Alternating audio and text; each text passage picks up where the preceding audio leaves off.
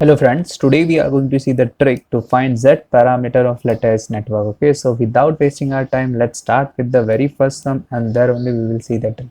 For the lattice circuit shown in the figure, Z1 is Z2 ohm and Z2 is 2 ohm. The values of the open circuit impedance is, okay, so the network is this one and the options are here. Okay, so first let us see the traditional way, then we will see the trick. Okay, so the traditional way says that first step is you have to convert this lattice network into this bridge network. Okay, so here you can see, let us say this is your A, this is your B, and this is your C, and this is your D. Okay, so here you can see A to B you have Z2. Okay, so this is your A point. From A to B you have Z2, then from B to C you have Z1, right? So let's say this is your C point. From B to C you have Z1, then from C to D you have Z2, and D to A you have Z1. Okay, so C to D, this is your D point. C to D you have Z2, and from D to A you have Z1. Okay, so you have successfully converted this lattice network into bridge network. Now you can find out the Z parameters easily. Okay, so first let us write the equation of Z parameter. Okay, so here you can see V1 is Z11 I1 plus Z12 I2, and V2 is Z21 I1 plus Z22 I2. Okay, so from this equation you can see when I1 is equals to 0,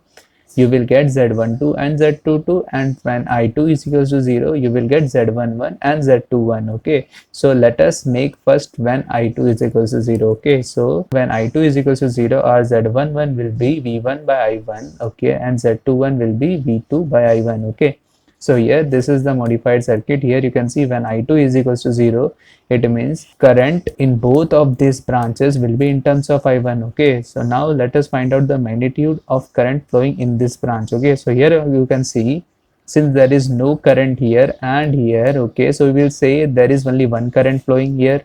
Okay, so it means here you can see in this branch you have resistance as Z1 plus Z2, and here also you have resistance as Z1 plus Z2. As you can see, these two are in series, right? So you can see in both of these branches you have the same resistance. Okay, it means current is going to divide equally. Okay, so here we will have I1 by 2, and here also we will have I1 by 2. Okay, now just we have to apply the KVL and get your Z11 and Z21. Okay, so for Z11 you can see we want V1. Okay, so for V1 here you can see V1 is here. Okay, so we are going to apply the KVL in this fashion. Okay, so now if you apply the KVL, you can see minus V1 plus Z2 I1 by 2. Here you can see in this branch we have current I1 by 2. Okay, Z2 I1 by 2 plus Z1 I1 by 2. Okay, so this is the equation.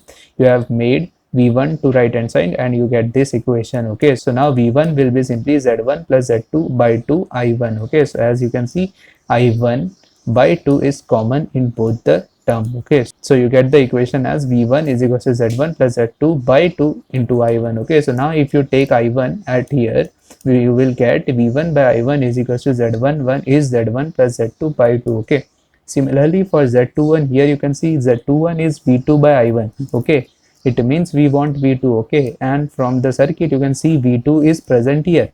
So either we can apply KVL at this loop or at this loop. Okay, so now if you apply KVL at this loop here, you can see minus V2 plus Z2 into minus I1 by 2. As you can see, the current flowing in this branch and the KVL what we are taking is at different direction. Okay, so here we will have minus V2 plus Z2 into minus I1 by 2 plus Z1 into I1 by 2. As you can see, KVL direction and the current direction is in same direction. Okay, so you will say minus V2 plus Z2 into minus I1 2 plus Z1 I1 by 2 is equals to 0. Okay, so your V2 will be Z1 minus Z2 by 2. You have taken I1 by 2 as common. Okay, so your Z21 will be simply when you take I1 here. Okay, so you will get V2 by I1 is equals to Z21, which is nothing but Z1 minus Z2 by 2. Okay, similarly for Z12 and Z22 you will make I1 is equals to 0. Okay, now let's say that condition. Okay, when I1 is equals to 0, it means there is no current flowing here.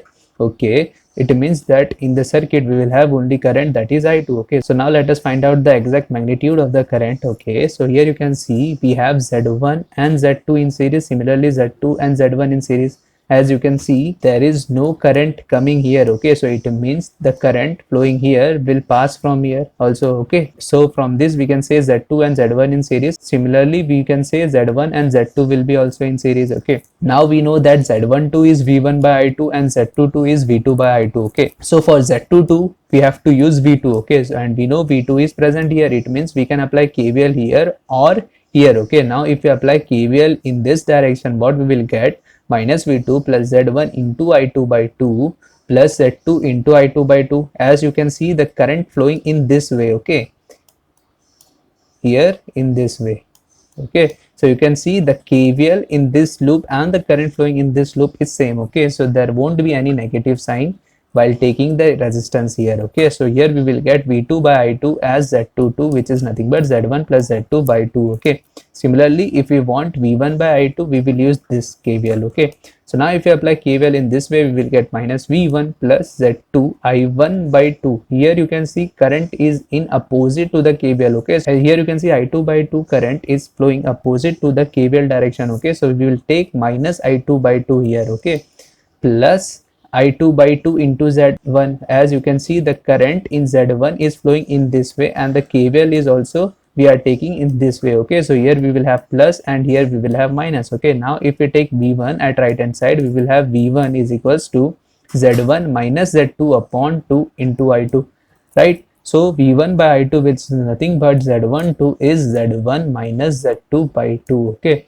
so this was the traditional way and you can see how much time you have wasted to get all this equation. Okay, this is not yet completed. You have to put the values of Z1 and Z2 to get your complete answer. Okay, now let us see the trick that we have to use. Okay, so the trick for symmetrical lattice network is whenever you see a symmetrical lattice network, that is you have Z adjacent and Z adjacent on both of these arm and Z side and Z side in both of this side arm, you will say your Z parameter will be Zs plus Za by 2, Zs minus Za by 2, Zs minus Za by 2 and Zs plus Za by 2. Okay, so you can say Z11 will be equals to Z22 and your Z12 will be equals to Z21. Okay, note one thing, Zs is side impedance and Za is adjacent impedance. Okay, in many institute you learn two formula for this, but you have to remember only one formula, that is in terms of Z adjacent and Z side.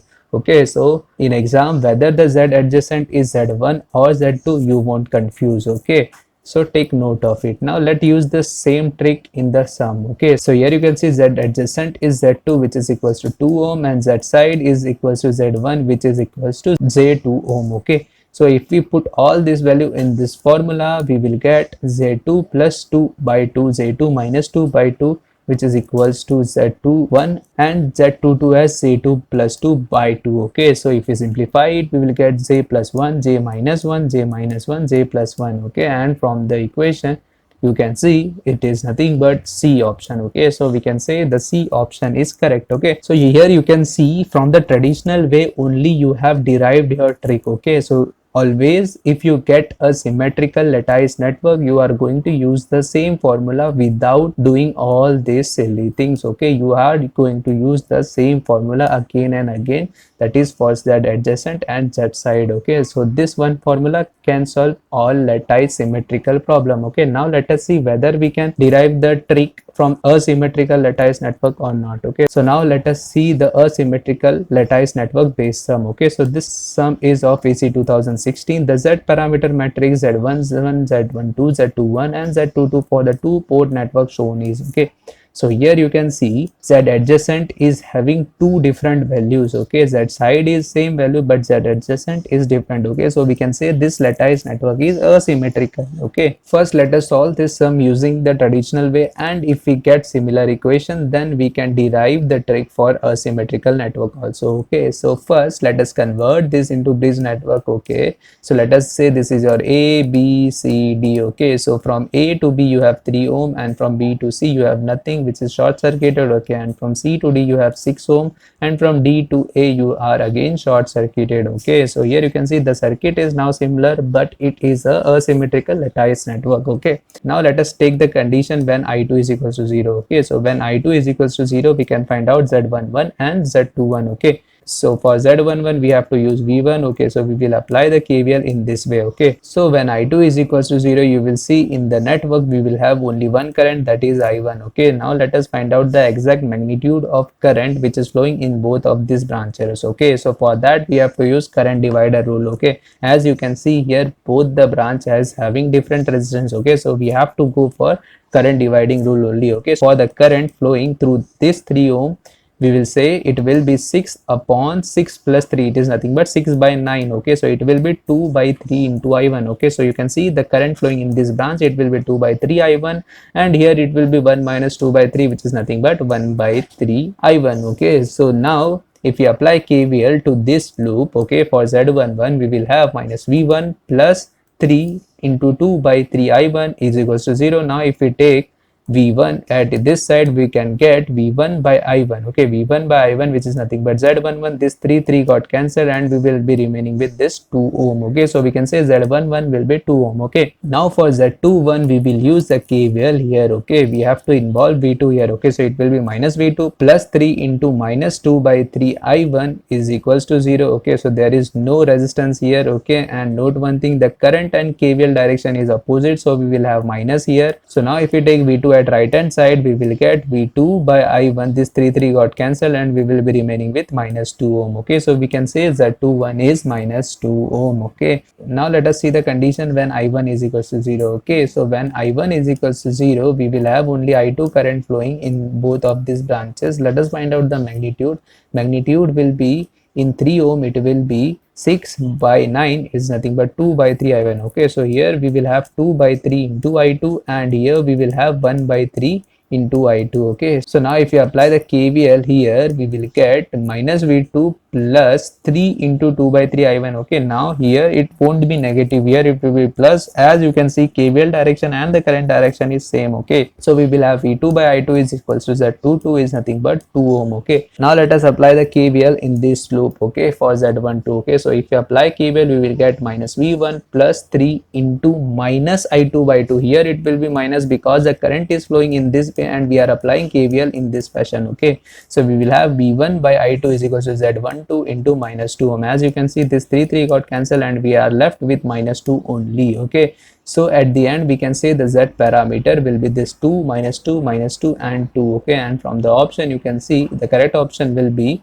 this A option. Okay, and here you can observe is that here you are not getting any similar equation. Okay, here you are not getting any standard equation. Okay, so we can say the trick for a symmetrical network cannot be derived. Okay, and for a symmetrical network we have to go for traditional way. For symmetrical network we can use the trick. Okay, so that's it for today. Thank you guys.